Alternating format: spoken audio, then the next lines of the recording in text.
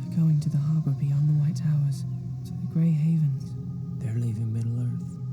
Who are you? I inventor Gandalf the Grey. We are here on common purpose. The ring-bearer is setting out on the quest of Mount Doom. On you who travel with him, no oath nor bond is laid to go further than you will. You feel its power growing, don't you? Then do I trust? Trust your own strength. There are many powers in this world. Evil will be drawn to you from outside the Fellowship, and a fear from within.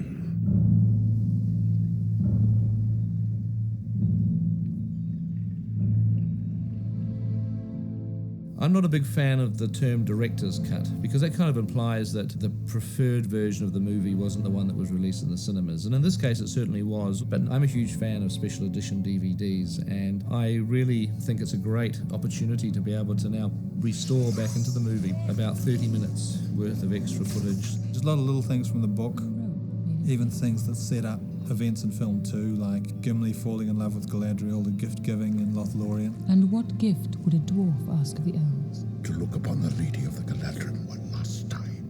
There's also an extended arrival in Hobbiton where Bilbo is writing his book, chapter 1, concerning hobbits, which the fans will recognise from the book. A Hobbit's Tale by Bilbo Baggins.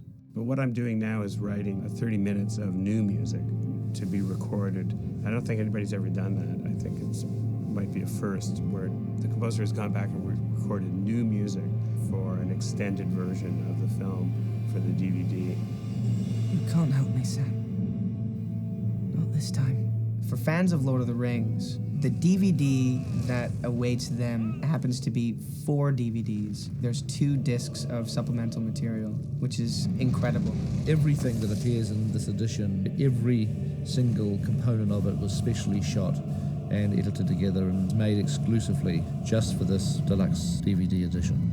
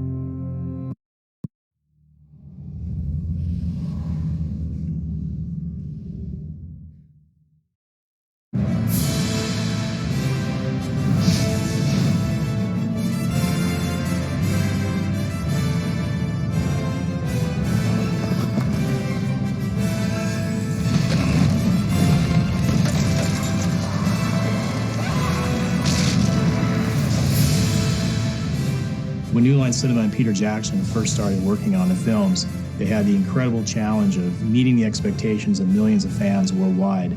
We have a similar challenge in that we have to realize Peter Jackson's incredible vision from the first 2 films in the game medium. When we translated the film to the game, in many cases we'll go frame by frame from the film, trying to understand what does the environment look like, how do the characters move, to capture that element in our rendition. We centered the game design around a action-adventure experience because we wanted the player to be able to step into the roles of these action heroes that they saw in the film. You have the choice between Aragorn, Legolas, and Gimli as you're playing the characters. You have my sword. And you have my bow. And my axe. The rest of the characters need to be computer-controlled and behave in a realistic manner. We start with the source material from New Line Cinema. That comes in stock photos, digital elements. Then we build a wireframe model of a character. We then add texturing, his wardrobe, his facial features, then animate him to recreate some of those amazing moves in the film. Our goal is to immerse the player. When they're playing the game, there's other Fellowship characters around them, giving you the sense that you are part of this Fellowship of 9. When we set about to create our environments, we started with the conceptual drawings that we had seen from the film. We then created blueprints that were maps for how we wanted our game to play in the environments. We made a 3D model of that blueprint. That was then a guide for our environment modelers, who then brought those environments to life with rich detail, texture, and lighting. In Balin's Tomb, we manipulated scale, lighting, and the number of enemies in that space to really immerse the player and give them a sense that they were fighting in a huge battle.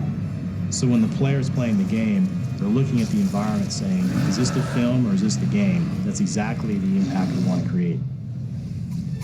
It's just the coolest opportunity as a game producer to be able to take this film that you're so passionate about and realize it in playing a video game. You know, you look at the film and you see these really cool scenes and you're thinking, wow, that's going to make a really cool game level. I can't wait to build that.